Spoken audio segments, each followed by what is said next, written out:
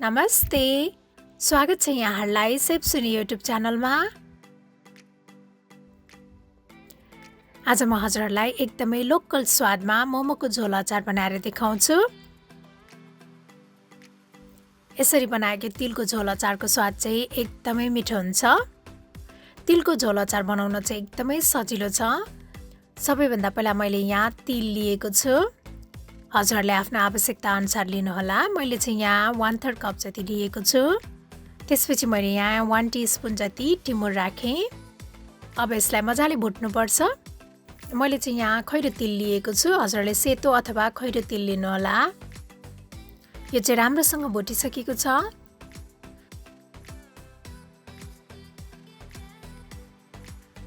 त्यसपछि मैले यहाँ सेम प्यानमा 2 चम्चा जति तेल तताउन राखेको छु। मैले यसमा राखेँ लाम्चो पारेर काटेको अदुवा लसुन।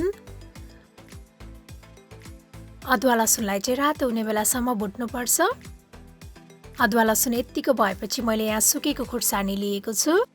सुकेको खुर्सानीलाई पनि एकैछिन भुट्ने। त्यसपछि मैले यहाँ राखेँ 1 टीस्पुन बेसार, रातो धुलो खुर्सानी अनि त्यस्तै 1 टीस्पुन जति मोमो मसाला। मोमो मसाला राख्दाखेरि चाहिँ झोल अचारको स्वाद एकदमै मिठो हुन्छ। यो चाहिँ रेडी भइसकेको छ। यसलाई चाहिँ धेरै बेर नभुट्नु होला, नभए मसाला चाहिँ डढ्न सक्छ। त्यसपछि मैले यहाँ ब्लेन्डरमा तिल राखेँ। अब यो अघि हामीले भुटेको अदुवा लसुन खुर्सानी सबै राख्ने अनि नुन स्वाद अनुसार राखेको छु। त्यसपछि मैले यहाँ राखेँ लप्सीको धुलो। हजुरहरूसँग लप्सीको धुलो छैन भने कागतीको रस राख्नु भए पनि हुन्छ। त्यस्तै थोरै मरिचको धुलो। त्यसपछि मैले यहाँ मनतातो पानी राखेको छु। धेरै तातो पानी पनि नराख्नु होला, अथवा पानीलाई सेलाइसकेर राख्नु भए पनि हुन्छ। अब यसलाई मजाले ब्लेन्ड गर्ने।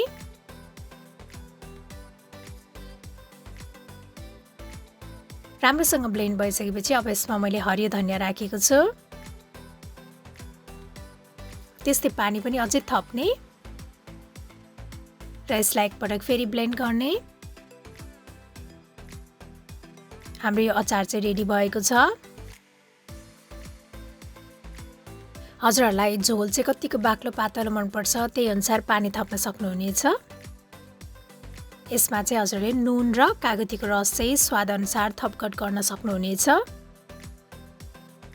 अब यो झोल अचार चाहिँ रेडी भइसकेको छ। यसलाई चाहिँ हजुरले तातो मोमोसँग सर्भ गर्न सक्नुहुनेछ। यसरी बनाएको झोल अचार चाहिँ एकदमै क्रिमी, एकदमै स्वादिलो हुन्छ।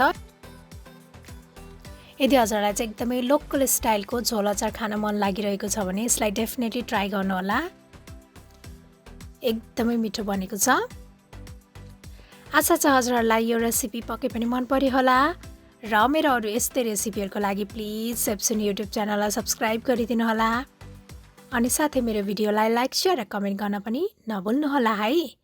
Thank you for watching. Bye bye.